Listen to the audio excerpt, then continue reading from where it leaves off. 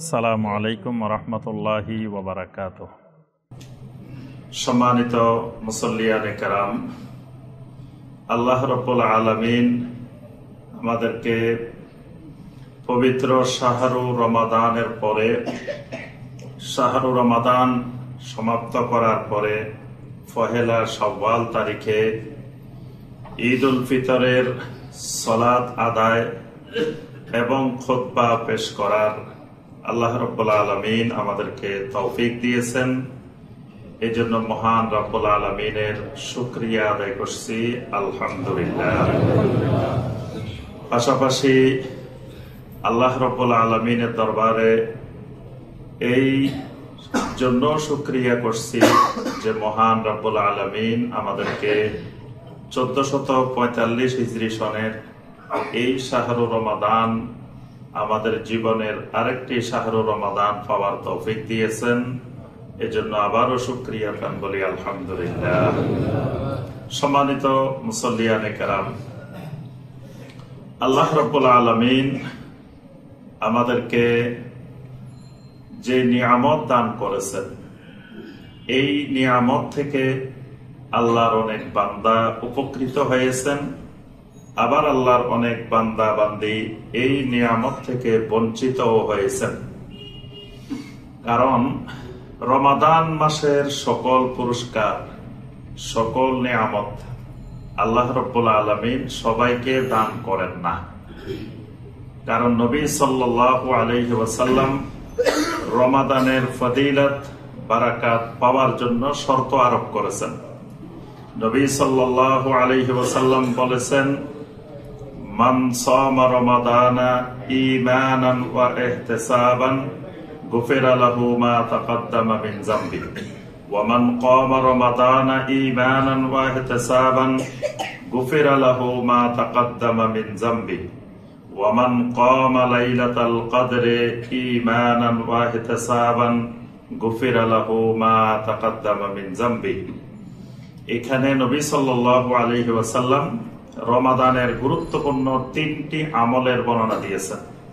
একটি আমল রমাদান মাসের সিয়াম, একটি আমল রমাদান মাসের কিয়াম, আরেকটি গুরুত্বপূর্ণ আমল রমাদান মাসের লাইলাতুল কদরের কিয়াম। তিনটির একই ফজিলত নবী সাল্লাল্লাহু আলাইহি ওয়াসাল্লাম বর্ণনা করেছেন, গুফিরা লাহু মা তাকাদ্দামা মিন যামবি।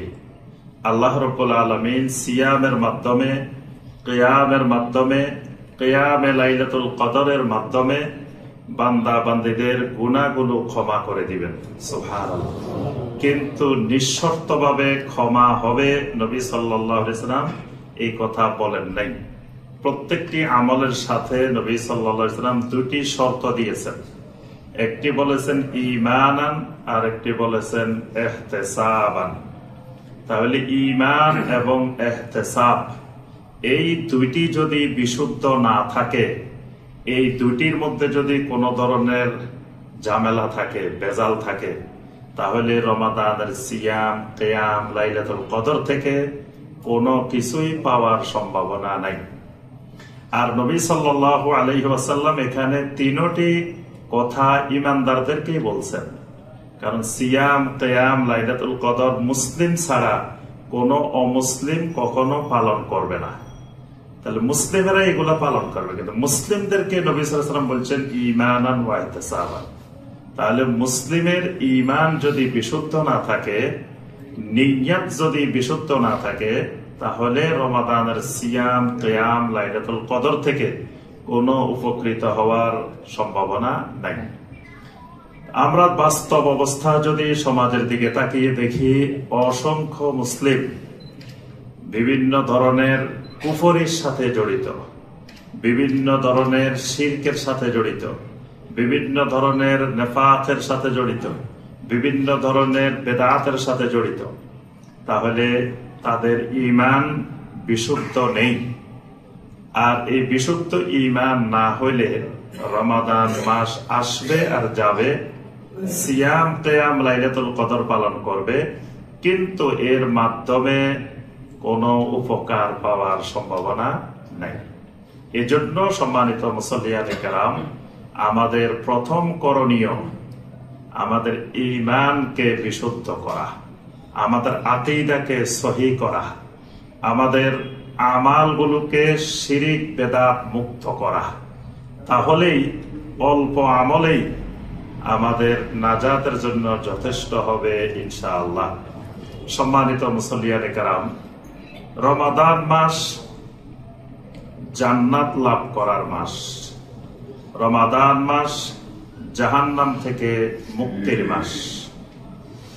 জাহান্নাম থেকে আল্লাহ রাব্বুল আলামিনের কাছে পানা চাইতে হবে এবং জান্নাত আল্লাহ রাব্বুল আলামিনের কাছে চাইতে হবে। এজন্য আল্লাহ রাব্বুল আলামিন কোরআনে কারিমে সূরা আলে ইমরানের 133 নম্বর আয়াতে কারিমায় বলেছেন, وَسَارِعُوا إِلَى مَغْفِرَةٍ مِّن رَّبِّكُمْ وَجَنَّةٍ عَرْضُهَا السَّمَاوَاتُ وَالْأَرْضُ أُعِدَّتْ لِلْمُتَّقِينَ। তোমরা সারিউ প্রতিযোগিতা করো, দৌড়াও, কে কার আগে যেতে পারো। তোমরা প্রত্যেকের মাঝে এরকম দ্রুত গতিতে প্রতিযোগিতা করো। কিসের দিকে? ইলা মাগফিরাতিম মির রাব্বিকুম, তোমাদের রবের মাগফিরাত, তোমাদের রবের ক্ষমা যেখানে আছে সেই দিকে তোমরা দৌড়াও। অর্থাৎ যেই আমল করলে আল্লাহ পাক তোমাদেরকে ক্ষমা করে দিবেন, যেই কাজ করলে ক্ষমা করে দিবেন, যেই কথা বললে ক্ষমা করে দিবেন, এরকম মাগফিরাতের যে বিষয়গুলো সেই দিকে তোমরা দৌড়াও। ওয়া জান্নাতিন আরদুহাস সামাওয়াতু ওয়াল আরদ, এবং ওই জান্নাতের দিকে দৌড়াও, ওই জান্নাতের দিকে প্রতিযোগিতা করো যে জান্নাতের প্রস্থ আসমান আর জমিনের মতো। সুবহানাল্লাহ। উইদ্দাত লিল মুত্তাকিন, যেই জান্নাতকে তৈরি করা হয়েছে মুত্তাকিনদের জন্য। তাহলে এখানে আল্লাহ রাব্বুল আলামিন জান্নাত চাওয়ার কথা বলছেন, জান্নাতের দিকে দৌড়াতে বলছেন। নবী সাল্লাল্লাহু আলাইহি ওয়াসাল্লাম বলেন, ইদা সাআলতুমুল্লাহাল জান্নাহ ফাসআলুহুল ফিরদাউস, যখন তোমরা আল্লাহ রাব্বুল আলামিনের কাছে জান্নাত চাইবে তখন জান্নাতুল ফিরদাউস চাইবে। কারণ জান্নাতুল ফিরদাউস জান্নাতের সর্বোচ্চ স্তর। ওয়া ফাওকাহু আরশুর রহমান, এবং এই জান্নাতের ছাদের উপরে আল্লাহ রাব্বুল আলামিনের আরশে আজিম। তাহলে এখানেও নবী সাল্লাল্লাহু আলাইহি ওয়াসাল্লাম জান্নাত চাইতে বলেছেন। জাহান্নাম থেকে আল্লাহ রাব্বুল আলামিনের কাছে পানা চাইতে বলছেন, জাহান্নাম থেকে আশ্রয় চাওয়ার জন্য বলা হয়েছে। এজন্য নবী সাল্লাল্লাহু আলাইহি ওয়াসাল্লাম আমাদেরকে দোয়া শিখিয়েছেন, আল্লাহুম্মা আজিরনি মিনান নার, আল্লাহুম্মা ইন্নী আউযু বিকা মিন আযাবিল কবর ওয়া মিন আযাবিন নার। এভাবে অনেক দোয়া নবী সাল্লাল্লাহু আলাইহি ওয়াসাল্লাম শিখিয়েছেন। কিন্তু আমাদের এই ভারতীয় উপমহাদেশে ভ্রান্ত সুফিবাদের অন্যতম কুফরি আকীদা যে জান্নাতও চাই না, জাহান্নামকে ভয় করি না। এবং আমাদের দেশে ভ্রান্ত সুফিরা গান গায় যে চাই না বেহেশত, ভয় পাই না জাহান্নাম, আমার কপালে লেখা আছে নূর নবীজির নাম। অর্থাৎ নূর নবীজির নাম লেখা আছে, সুতরাং বেহেশত চাই না, জাহান্নামকেও ভয় করি না। নাউজুবিল্লাহ। কত বড় উদ্ধত্তপূর্ণ, কত বড় সাংঘাতিক কুফরি কথা, যেটা কোরআনে কারিমের বিপরীত কথা, নবী সাল্লাল্লাহু আলাইহি ওয়াসাল্লামের অসংখ্য হাদিসের বিপরীত কথা। এজন্য সমস্ত সুফিরা একটা কবিতা গায় যে জান্নাত ও দোজখ সে মাই ক্যা করো, আর জু হে মাই তুঝে দেখা করো। এটা সুফিবাদের অন্যতম একটা দোয়া যে জান্নাত জাহান্নাম কিছুই চাই না, জান্নাতে দিলে দাও, জাহান্নামে দিলে দাও, কোনো অসুবিধা নাই, তবে তোমাকে দেখতে চাই, তোমার দিদার চাই। আবার ওই সুফিরাই বলে থাকেন আল্লাহর কোনো আকার নাই, আল্লাহ নিরাকার। তা আল্লাহকে তারা দেখবে কি? আল্লাহকে দেখতে চায়, আল্লাহর দিদার চায়। তো আল্লাহ সুবহানাহু ওয়া তাআলার কাছে জান্নাত জাহান্নাম কোনোটাই চায় না। এজন্য একজন ভ্রান্ত সুফি ছিলেন এক মহিলা, তার নাম রাবেয়া বসরি, আমাদের বাংলাদেশে যিনি আল্লাহর ওলি, অথচ তিনি একজন পথভ্রষ্ট পাগল নারী ছিলেন।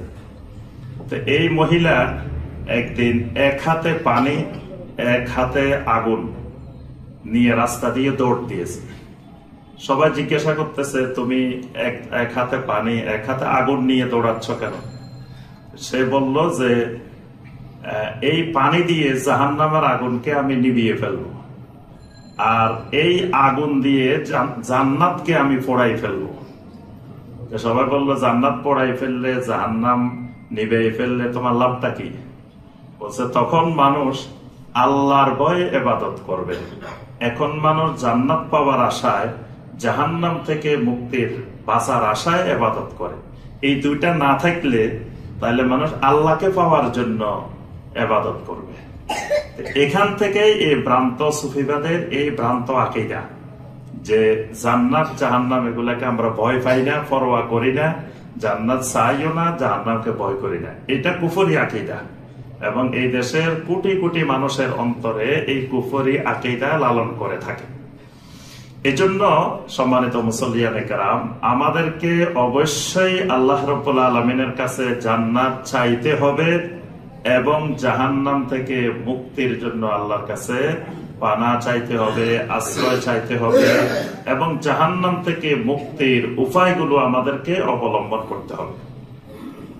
আমরা সংক্ষিপ্তভাবে জাহান্নাম থেকে বাঁচা, জাহান্নাম থেকে মুক্তির কয়েকটি উপায় আমরা আজকের খুতবায় সংক্ষিপ্তভাবে তুলে ধরার চেষ্টা করব ইনশাআল্লাহ। জাহান্নাম থেকে বাঁচতে হইলে কিছু জিনিস বর্জন করতে হবে, কিছু জিনিস করতে হবে। কিছু আমল নবী সাল্লাল্লাহু আলাইহি ওয়াসাল্লাম শিখিয়ে দিয়েছেন, এই আমলগুলো করলে জাহান্নাম থেকে বাঁচা সহজ হয়ে যায়। আর কিছু জিনিস ছেড়ে দিলে জাহান্নাম থেকে মুক্তি পাওয়া যায়। তো ছেড়ে দিতে হবে কোন জিনিসগুলো? এক নম্বর যে জিনিসটি ছাড়তে হবে সেটি হলো কুফর। কুফর কোন অবস্থায় করা যাবে না। কুফরের সাথে কোন অবস্থায় একজন মুমিনের সম্পর্ক থাকতে পারে না।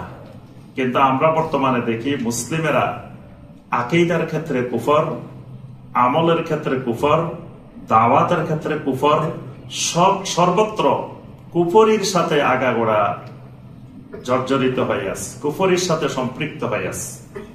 আল্লাহ রাব্বুল আলামিন যারা কুফরির সাথে সম্পৃক্ত রাখে, কুফরি করে, এদেরকে সরাসরি জাহান্নামের কথা বলছেন।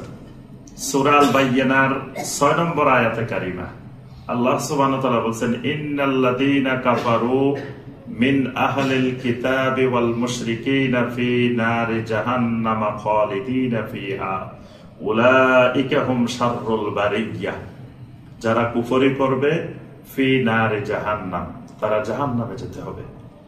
সূরা আল মায়েদার 5 নম্বর আয়াতে কারিমা আল্লাহ পাক বলেন, ওয়া মান ইয়াকফুর বিল ঈমান ফাকাদ হাবিতা আমালুহু ওয়া হুয়া ফিল আখিরাতি মিনাল খাসিরিন।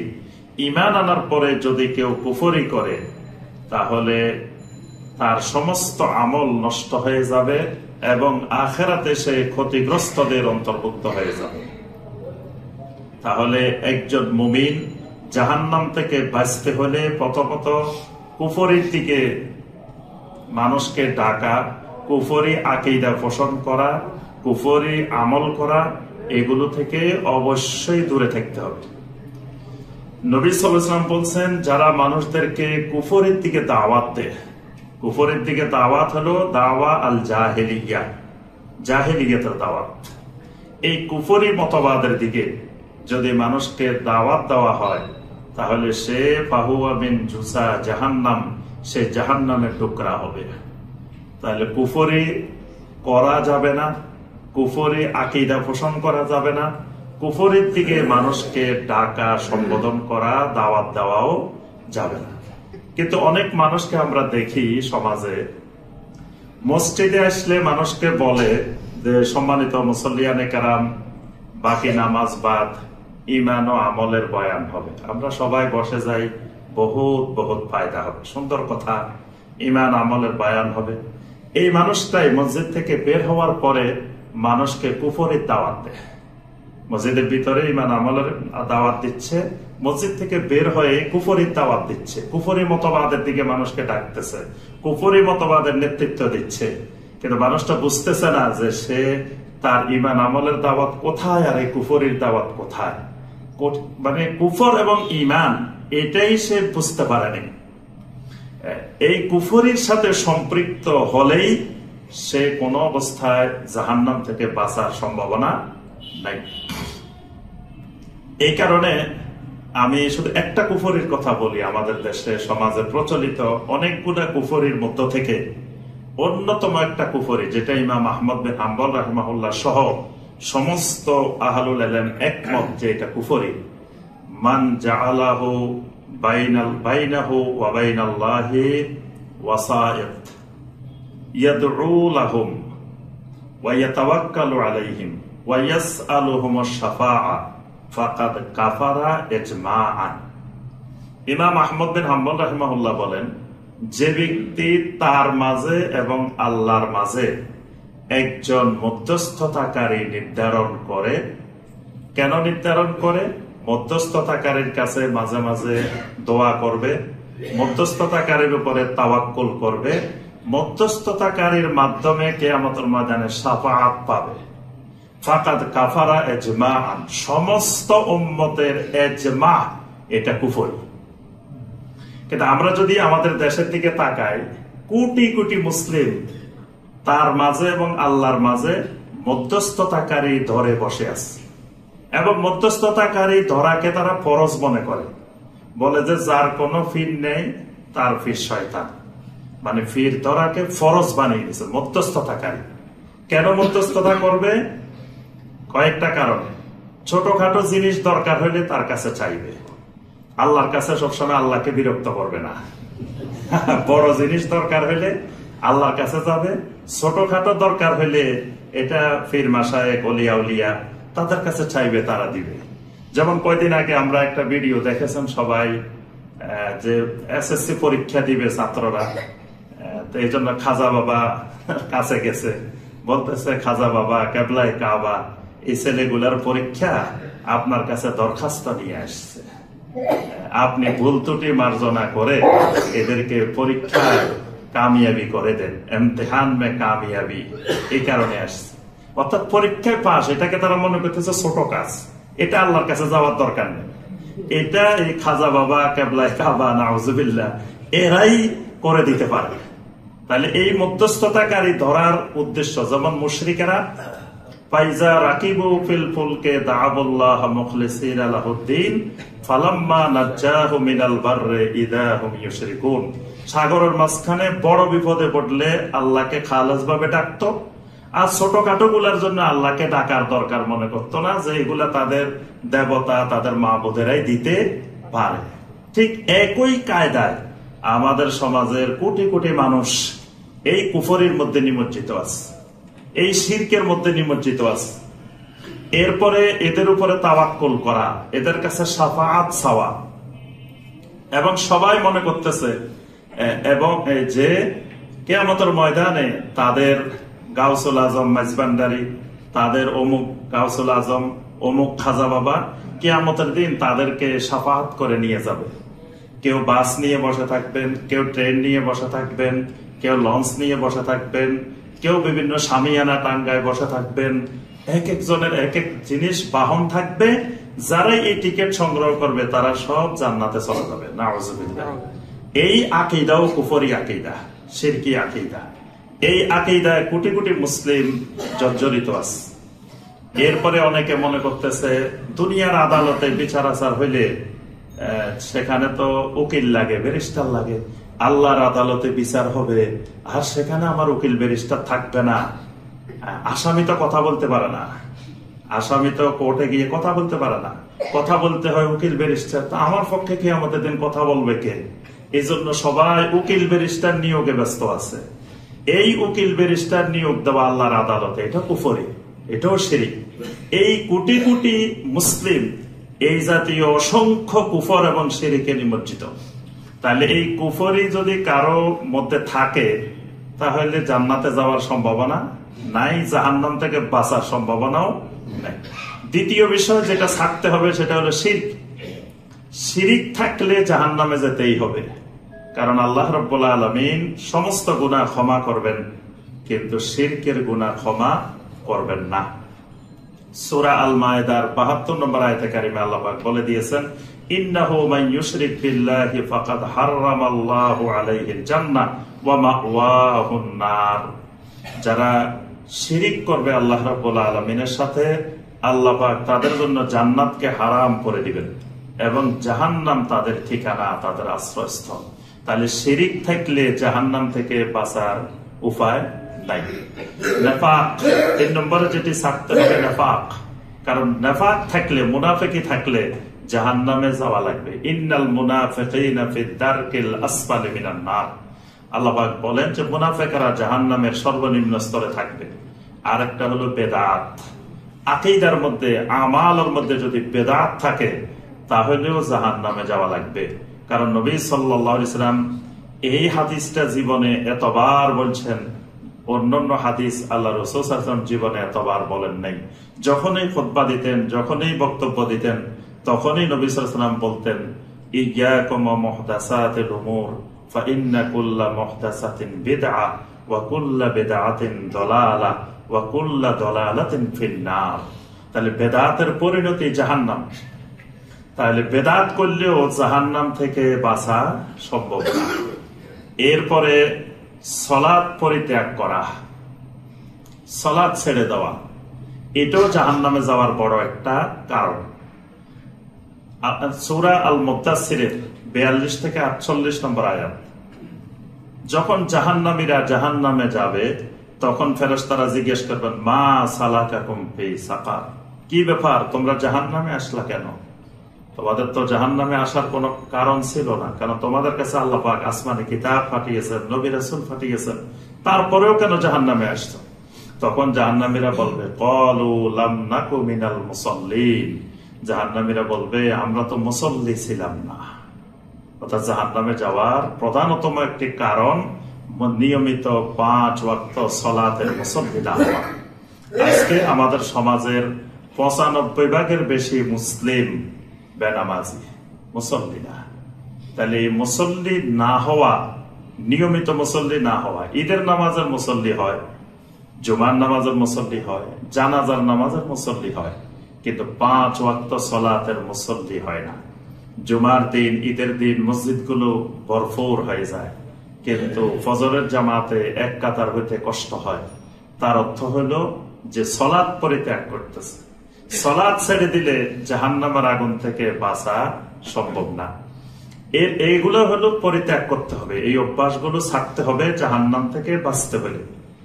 আর জবানকে সংযত করতে হবে, জবানটাকে লাগাম ধরে রাখতে হবে। নবী সাল্লাল্লাহু আলাইহি ওয়াসাল্লাম উকবা ইবনে আমের আল জুহানী রাদিয়াল্লাহু তাআলা আনহু বলছেন, উকবা ইবনে আমের আল জুহানী রাদিয়াল্লাহু তাআলা আনহু এসে বললেন যে, ইয়া রাসূলুল্লাহ সাল্লাল্লাহু আলাইহি ওয়াসাল্লাম, মান নাজাত, আমি জাহান্নাম থেকে বাঁচবো কেমনে? নবী সাল্লাল্লাহু আলাইহি ওয়াসাল্লাম বললেন, আমসিক আলাইকা লিসানাক, তোমার জবানটাকে তুমি লাগাম টেনে ধরো, জবানটাকে টেনে ধরে রাখো, তাহলে জাহান্নাম থেকে বাঁচতে পারবা। এই কারণে তার জবান দিয়ে যে কাজগুলো হয়, মিথ্যা কথা বের হয়, মিথ্যা সাক্ষ্য বের হয়, গালিগালাজ বের হয়, গীবত বের হয়, তারপরে চগলখড়ি বের হয়, অনেক জাহান্নামে যাওয়ার জিনিস জবান দিয়ে বের হয়। তাহলে জবানটাকে লাগাম টেনে ধরতে হবে জাহান্নাম থেকে বাঁচতে হলে। আরেকটা হলো যৌবনের হেফাজত করা। নবী সাল্লাল্লাহু আলাইহি ওয়াসাল্লাম বলেন, মাইয়াতমান লি মা বাইনা লিহিয়াইহি ওয়া মা বাইনা রিজলাইহি আতমাল্লাহুল জান্নাহ। যে ব্যক্তি আমাকে দুইটা জিনিসের জামানত দিবে, আমি রাসূল তাকে জান্নাতের জামানত দিয়ে দিব। সুবহানাল্লাহ। একটা হলো 2 চোয়ালের মধ্যবর্তী, আর একটা হলো 2 পায়ের মধ্যবর্তী স্থান। অর্থাৎ যৌবনের হেফাজত করা জাহান্নাম থেকে বাঁচার অন্যতম মাধ্যম। কয়েকটি গুরুত্বপূর্ণ আমাল বলে আমরা খুতবা শেষ করব, যেগুলো জাহান্নাম থেকে বাঁচতে আমাদেরকে সহায়ক হবে। ১ নম্বর, তাওহীদকে ভালোভাবে, শক্তভাবে, দৃঢ়ভাবে ধারণ করতে হবে। তাওহীদটাই জাহান্নাম থেকে বাঁচানোর, জান্নাতে যাওয়ার ১ নম্বর মাধ্যম। নবী সাল্লাল্লাহু আলাইহি ওয়াসাল্লাম বলছেন, মান ক্বালা লা ইলাহা ইল্লাল্লাহ সিদকান মিন কলবিহি আও খালিসান মিন কলবিহি দাখালাল জান্নাহ। যে ব্যক্তি লা ইলাহা ইল্লাল্লাহ বলবে খালেস ভাবে অন্তর থেকে, সত্যবাদিতার সাথে, দাখালাল জান্নাহ, সে জান্নাতে যাবে। আরেকটি হাদিসে নবী সাল্লাল্লাহু আলাইহি ওয়াসাল্লাম বলেছেন, যে ব্যক্তি লা ইলাহা ইল্লাল্লাহ বলবে উবতুগিয়া বিহি ওয়াজহুল্লাহ, একমাত্র আল্লাহর সন্তুষ্টির উদ্দেশ্যে, হারামাহুল্লাহু আলান নার, আল্লাহ পাক তাকে জাহান্নামের উপরে হারাম করে দিবেন। সুবহানাল্লাহ। এজন্য তাওহীদ জানতে হবে, তাওহীদ বুঝতে হবে, তাওহীদি ঈমান ও আমল করতে হবে। দ্বিতীয় বিষয়, সুন্নতকে শক্ত করে ধরতে হবে, কারণ সুন্নত জাহান্নাম থেকে বাঁচানোর মাধ্যম। নবী সাল্লাল্লাহু আলাইহি ওয়াসাল্লাম বলেন, কুল্লু উম্মতি ইয়াদখুলুনাল জান্নাহ ইল্লা মান আবা, আমার সব উম্মত জান্নাতে যাবে, তবে যারা অস্বীকার করে তারা ছাড়া। সাহাবায়ে কেরাম জিজ্ঞাসা করলেন, ওমাইয়া আবা ইয়া রাসূলুল্লাহ, হে আল্লাহর রাসূল সাল্লাল্লাহু আলাইহি ওয়াসাল্লাম, কারা অস্বীকার করে? নবী সাল্লাল্লাহু আলাইহি ওয়াসাল্লাম বলেন, মান আতাআনি দাখালাল জান্নাহ ওয়া মান আসানি ফাকাদ আবা, যারা আমার অনুসরণ করে তারা জান্নাতে যাবে, যারা আমাকে আসানি মানে আমার সুন্নতের অবাধ্য হয়, সুন্নত মানে না, ফাকাদ আবা, তারাই অস্বীকার করে। অর্থাৎ সুন্নত না মানা, সুন্নতের বহির্ভূত জীবন যাপন করা, এটা জাহান্নামে যাওয়ার কারণ। তৃতীয়ত, নিজের দৃষ্টিকে হেফাজত করতে হবে, নিজের চোখগুলাকে হেফাজত করতে হবে। চোখ হেফাজত করতে পারলে অসংখ্য জাহান্নামে যাওয়ার কারণ থেকে রক্ষা পাওয়া সম্ভব। নবী সাল্লাল্লাহু আলাইহি ওয়াসাল্লাম বলেন, তিনটা চোখ এমন আছে যে চোখগুলোকে জাহান্নাম স্পর্শ করবে না। একটা হলো আইনুন বাকাত মিন খাশিয়াতিল্লাহ, ওই চোখগুলা, যে চোখগুলো আল্লাহর ভয়ে কাঁদে, আল্লাহর ভয়ে যে চোখগুলা দিয়ে পানি আসে, এই চোখগুলোকে জাহান্নামের আগুন স্পর্শ করবে না। ওয়া আইনুন হারাসাত ফি সাবিলিল্লাহ, ওই চোখগুলোকে জাহান্নামের আগুন স্পর্শ করবে না যে চোখগুলো রাত্রিবেলায় আল্লাহর রাস্তায় যারা জিহাদের রত ছিল তাদের জিহাদের মালামাল এবং মুজাহিদদেরকে সীমান্তে পাহারা দিয়েছে, এদের চোখগুলোকে আল্লাহ জাহান্নামের আগুন স্পর্শ করবে না। ওয়া আইনুন গাদ্দাত আন মাহারিমিল্লাহ, আল্লাহ পাক যেদিকে তাকাতে নিষেধ করেছেন, ওই নিষিদ্ধ, আল্লাহর নিষিদ্ধ জিনিস থেকে যে ব্যক্তি তার চক্ষুকে সংযত করেছে, এই চোখগুলাকেও জাহান্নামের আগুন স্পর্শ করবে না। তাহলে চোখগুলাকে হেফাজত করা জাহান্নাম থেকে বাঁচার বড় মাধ্যম। কন্যা সন্তানকে লালন পালন করা, এটাও জাহান্নাম থেকে বাঁচার মাধ্যম। নবী সাল্লাল্লাহু আলাইহি ওয়াসাল্লাম বলেন, মানিবতুলিয়া মিন হাযিহিল বানাতি বিশাইইন কুন্না লাহু সিতরাম মিনান নার, যে ব্যক্তি কন্যা সন্তানগুলো দিয়ে পরীক্ষিত হবে, এটা তার জন্য জাহান্নামের অন্তরায় হয়ে যাবে। অর্থাৎ এই কন্যা সন্তানগুলো জাহান্নাম থেকে বাঁচার মাধ্যম হয়ে যাবে। অন্য মুসলিম ভাইয়ের মান সম্মান রক্ষা করা, বেশি বেশি কল্যাণকর কাজ করা, জাহান্নাম থেকে বাঁচার জন্য এই আমলগুলো বেশি করতে হবে। বেশি বেশি তাসবিহ পাঠ করা, প্রত্যেক ফরজ সালাতের পরে জিকির আজকার গুলো করা, এবং বিশেষ করে আয়াতুল কুরসি পড়া, বেশি বেশি সাদাকা করা, এরপরে আল্লাহ রাব্বুল আলামিনের কাছে জাহান্নাম থেকে পানা চাওয়া, এই কাজগুলোর মাধ্যমে জাহান্নাম থেকে বাঁচা আল্লাহ পাক সহজ করে দেন। সম্মানিত ভাই ও বোনেরা, সর্বশেষ আমাদের বোনদের উদ্দেশ্যে যে নসিহত, সম্মানিত মা ও বোনেরা, আল্লাহ রাসূল সাল্লাল্লাহু আলাইহি ওয়াসাল্লাম ঈদের খুতবায় বিশেষ করে নারীদের উদ্দেশ্যে কিছু নসিহত করতেন। তো এই কারণে আমরা আমাদের মা বোনদের উদ্দেশ্যে সংক্ষিপ্ত কিছু নসিহত। তো মা বোনদের উদ্দেশ্যে যে নসিহত, সেটি হলো, আল্লাহ রাব্বুল আলামিন আপনাদেরকে অনেক মর্যাদা দিয়েছেন, অনেক সম্মান দিয়েছেন, যেটা পুরুষের চাইতে বেশি সম্মান, বেশি মর্যাদা দিয়েছেন। অর্থাৎ সব মিলাইলে আল্লাহ রাব্বুল আলামিন দেখা যাবে একজন পুরুষের চাইতে একজন নারীকে অধিকার দিয়েছেন বেশি, মর্যাদা দিয়েছেন বেশি, সম্মান দিয়েছেন বেশি। আল্লাহ পাক নারীদেরকে নবী রাসূল বানান নাই, কিন্তু নবী রাসূলদের মা বানাইছেন, আম্বিয়া আলাইহিমুস সালামদের মা বানিয়েছেন। আর আমরা সকলে জানি মায়ের মর্যাদা কেমন। তাহলে নবী রাসূলেরা আপনাদের সন্তান, নবী রাসূলদের মা হওয়ার সৌভাগ্য আল্লাহ রাব্বুল আলামিন নারীদেরকে দিয়েছেন। কত বিশাল মর্যাদা আল্লাহ পাক দিয়েছেন। খাওলা বিনতে সালাবা রাদিয়াল্লাহু তাআলা আনহা, যেই নারী নবী সাল্লাল্লাহু আলাইহি ওয়াসাল্লামের কাছে ফরিয়াদ করেছিলেন, অভিযোগ নিয়ে আসছিলেন, অনুনয় বিনয় করতেছিলেন, আল্লাহ পাক আরশে আজিম থেকে আয়াত নাযিল করে বলছেন, কাদ সামিআ আল্লাহু কাওলাল্লাতী তুজাদিলুকা ফি যাওজিহা। আম্মা জান আয়েশা বলেন, আমি পাশের ঘরে ছিলাম, পাশে পর্দার এই পাশে ছিলাম, কিন্তু আমি মহিলার আওয়াজ শুনি নাই, কিন্তু এই মহিলার আওয়াজ আল্লাহ রাব্বুল আলামিন আরশে আজিম থেকে শুনছেন। সুবহানাল্লাহ। আল্লাহ রাব্বুল আলামিন এই নারীকেই সালাম পাঠিয়েছেন জিবরিল আলাইহিস সালামের মাধ্যমে। খাদিজাতুল কুবরা রাদিয়াল্লাহু তাআলা আনহা, আম্মা জান খাদিজাকে সালাম পাঠিয়েছেন আল্লাহ রাব্বুল আলামিন। তারপরে আম্মা জান আয়েশা রাদিয়াল্লাহু তাআলা আনহাকে আল্লাহ রাব্বুল আলামিন সালাম পাঠিয়েছেন। তাহলে কত বড় মর্যাদা আল্লাহ রাব্বুল আলামিন দিয়েছেন আপনাদেরকে। কিন্তু এই মর্যাদা আবার কিছু কিছু কারণে নষ্ট হয়ে যায়। এর মধ্যে অন্যতম কারণ, নবী সাল্লাল্লাহু আলাইহি ওয়াসাল্লাম বলেছেন, ইয়াকফুরুনাল আশীর, নারীদের অভ্যাস স্বামীর প্রতি অকৃতজ্ঞ হয়। ইয়াকফুরুনাল আশীর, স্বামীর প্রতি অকৃতজ্ঞ হয়। অর্থাৎ স্বামী সারা জীবন তার জন্য সবকিছু করছে, একদিন হয়তো বাজারের থেকে কিছু একটা আনতে ভুলে গেছে, তখন বলে যে সারা জীবন এই সংসারে এসে ধ্বংস হয়ে গেলাম, কিছুই পাইলাম না, জীবনে কিছুই পাইনি। অথচ জীবনে সব পাইছেন, কিন্তু মানে বলে যে জীবনে কিছুই পাইনি।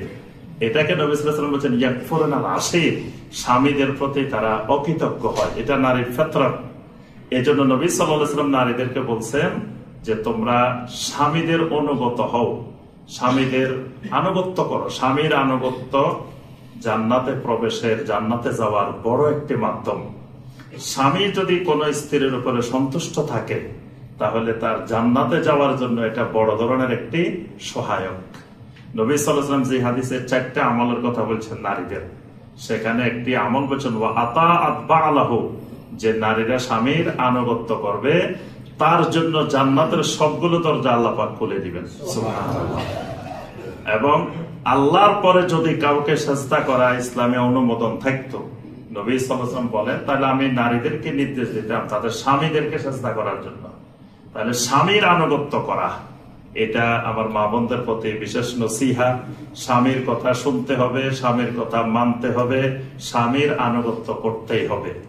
যদি বলেন যে না স্বামীর কথা শুনবো না, অমুক জায়গা ছাড়বো না, মার্কেটে যাওয়া ছাড়বো না, বা অমুক জায়গায় ছাড়বো না, তাহলে জান্নাতও আপনার জন্য কঠিন হয়ে যাবে। এই জন্য প্রথম নসিহা যে স্বামীদের আনুগত্য করবেন। দ্বিতীয় নসিহা, নারীর প্রকৃতি হলো নারীরা মানুষের প্রতি তুচ্ছ তাচ্ছিল্য করে, অর্থাৎ নারী জাতির মধ্যে পুরুষের চাইতে একটু অহংকার বেশি থাকে। এই জন্য নবী সাল্লাল্লাহু আলাইহি ওয়াসাল্লাম নারীদেরকে বিশেষ করে বলছেন, ফালা তাহকিরান্না মিনাল মারুফি শাইয়ান, কেউ যদি তোমাকে সামান্য একটু জিনিসও হাদিয়া দেয়, এটাকে তুমি তুচ্ছ মনে করিও না। কারণ নারীরা যখন কেউ সামান্য কিছু দেয় তখন বলে যে এটা কি দিছে। এই জন্য আল্লাহ রাসূল সাল্লাল্লাহু আলাইহি ওয়াসাল্লাম বলছেন, তুমি অহংকারী হইও না, কে কি দিল না দিল, কিন্তু তোমার পক্ষ থেকে দেওয়ার জন্য চেষ্টা করবা। এজন্য কোনো কিছুকে আমরা তুচ্ছ তাচ্ছিল্য করবো না, কাউকে তুচ্ছ তাচ্ছিল্য করবেন। তৃতীয়ত, নারীদেরকে নবী সাল্লাল্লাহু আলাইহি ওয়াসাল্লাম বলছেন, আমি জাহান্নামের দিকে উকিয়ে দিয়ে দেখলাম, জিবরিল আলাইহিস সালাম আমাকে জাহান্নাম দেখাইলেন, আমি দেখলাম জাহান্নামের মধ্যে নারীরা বেশি। এই কথা বলার পরে নারীরা হাউমাউ করে কেঁদে উঠলেন। আল্লাহ রাসূল সাল্লাল্লাহু আলাইহি ওয়াসাল্লাম বললেন, নারীরা তোমরা জাহান্নাম থেকে বাঁচো, তোমরা জাহান্নাম থেকে বাঁচো। এমনকি ইত্তাকুন নার ওয়ালাউ বিশিক্কি তামারা, একটা খেজুরের একটু অংশ দিয়ে হইলেও তোমরা জাহান্নামের আগুন থেকে রক্ষা পাও, জাহান্নামের আগুন থেকে নিজেকে বাঁচাও, আত্মরক্ষা করো। এরপরে নারীরা তাদের গলার চেন, তাদের স্বর্ণ গহনা সব আল্লাহর রাস্তায় সাদাকা করা শুরু করে দিলেন জাহান্নাম থেকে বাঁচার জন্য। ঈদের দিনেই এই নবী সাল্লাল্লাহু আলাইহি ওয়াসাল্লাম যখন ঈদের খুতবা দিলেন, এরপরে বেলাল রাদিয়াল্লাহু তাআলা আনহু যখন মহিলাদের পর্দার পাশ দিয়ে গেলেন, তখন ভিতর থেকে গহনা তারা আল্লাহর রাস্তায় সাদাকা করা শুরু করে দিলেন। তো এজন্য আমার মা বোনদের প্রতি বিশেষ নসিহা, বেশি বেশি আল্লাহর রাস্তায় সাদাকা করবেন। আর জীবিত থাকতে যত বেশি সাদাকা করতে পারেন, দুনিয়া থেকে চলে যাওয়ার পরে অন্য কেউ করবে এই আশায় সম্পদ রেখে দেওয়াটা ঠিক না, এটা বোকামি।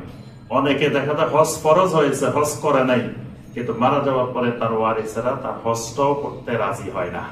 মারা যাওয়ার সাথে সাথে সব সম্পদ মানুষ কে কতটুকু নিবে এটা নিয়ে ব্যস্ততার মধ্যে থাকে। আর আপনার আমার জন্য কিছু করার তারা চিন্তা ভাবনা করবে না। এজন্য জীবিত অবস্থায় বেশি বেশি আল্লাহর রাস্তায় সাদাকা করব। আল্লাহ রাব্বুল আলামিন আমাদের সবাইকে তৌফিক দান করুন। আল্লাহ রাব্বুল আলামিন আমাদের মা বাবা মুরব্বিয়ান যারা দুনিয়া থেকে বিদায় নিয়েছেন, আল্লাহ সবাইকে আযাবে কবর আযাবে নার থেকে হেফাজত করুন। আল্লাহ রাব্বুল আলামিন আমাদের সিয়াম কিয়াম আমাদের তেলাওয়াতে কোরআন সকল ইবাদত বন্দেগীকে আল্লাহ পাক কবুল ও মঞ্জুর করে দিন। আল্লাহ পাক আমাদের সকলের লাইলাতুল কদরকে কবুল করে দিন। আমাদের সাদাকাতুল ফিতরকে আল্লাহ রাব্বুল আলামিন কবুল ও মঞ্জুর করে দিন। আল্লাহ রাব্বুল আলামিন আমাদের অন্তরের সকল রোগ ব্যাধিকে দূর করে দিন। আল্লাহ সুবহানাহু ওয়া তাআলা আমাদের সকলের উপরে রহম করুন। আল্লাহ পাক আমাদের দেশের উপরে রহমত নাযিল করুন। সারা পৃথিবীর সকল মুসলিম উম্মার উপরে আল্লাহ পাক রহমত নাযিল করুন। যেখানে আমাদের মুসলিম ভাই বোনেরা নির্যাতিত মাজলুম আছেন, বিশেষ করে ফিলিস্তিনের মুসলিম ভাই বোনদেরকে আল্লাহ রাব্বুল আলামিন হেফাজত করুন। ইহুদিবাদীদেরকে আল্লাহ রাব্বুল আলামিন ধ্বংস করে দিন। আল্লাহ রাব্বুল আলামিন আমাদেরকে মসজিদে আকসা আবার আমাদের নিয়ন্ত্রণে আল্লাহ পাক ফিরিয়ে দিন, যাতে আমরা এই বরকতময় মসজিদে বরকত হাসিল করতে পারি। আল্লাহ পাক সে তৌফিক দান করুন। আল্লাহ রাব্বুল আলামিন মসজিদ সিদ্দিক কমপ্লেক্সে আল্লাহ পাক কবুল ও মঞ্জুর করে দিন। এই মসজিদের সকল খাদেম সকল মুসল্লি সবাইকে আল্লাহ রাব্বুল আলামিন কবুল ও মঞ্জুর করে দিন। আল্লাহ রাব্বুল আলামিন এই দেশের সহিহ আকীদা এবং মানহাজের প্রচার প্রসারে দাওয়াতে এই মসজিদকে ভূমিকা রাখার আল্লাহ পাক তৌফিক দান করুন।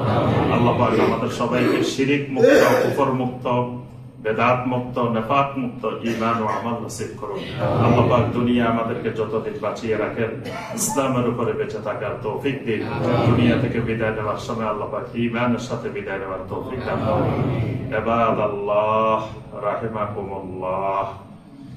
আকুলু কাওলি হাদা ওয়া আস্তাগফিরুল্লাহ লি ওয়া লাকুম ফাস্তাগফিরুহু ইন্নাহু হুয়াত তাওয়াবুর রহিম।